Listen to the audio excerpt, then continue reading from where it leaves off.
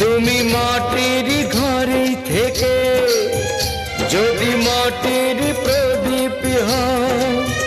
বা ময়ূর মহল জুড়ে যদি ঝাড়বাতি হয়ে রাও, তুমি মাটির ঘরে থেকে যদি মাটির প্রদীপ হও বা ময়ূর মহল জুড়ে যদি ঝাড়বাতি হয়ে রাও, তবু ছড়াতে গেলে